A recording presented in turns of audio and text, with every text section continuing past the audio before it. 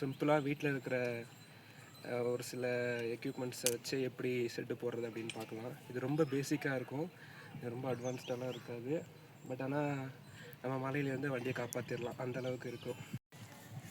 Hi guys, ஒரு 1.5 hour ஆச்சு. இது வரையும் என்ன ஸ்டேட்டஸ்னு பாருங்களேன்.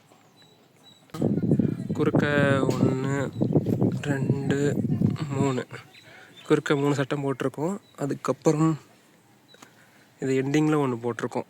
ஸோ மணி இப்போது என்னாச்சு, 10:47 ஆச்சு.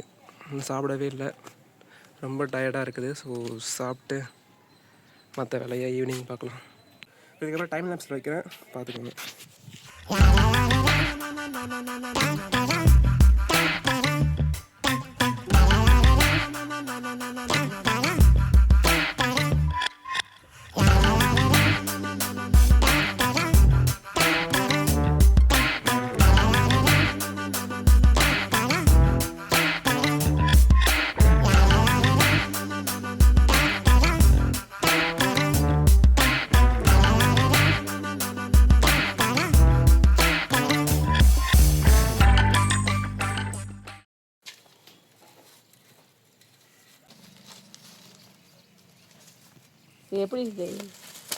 எப்படி கட்டுறதுப்பா?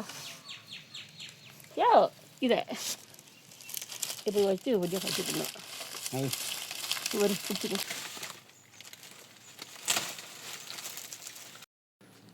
ஸோ கைஸ், இதுதான் ஃபைனல் அவுட்புட்டு.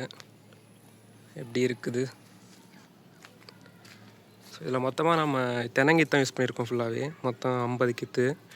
இதில் நம்ம கீத்து மட்டும்தான் நம்ம காசு கொடுத்து வாங்கினது. நம்மள்ட்டே மரம் இருக்குது, செஞ்சுருக்கலாம், பட்டு டைம் இல்லை. ஸோ அதனால் இது மட்டும் காசு கொடுத்து வாங்கினோம்.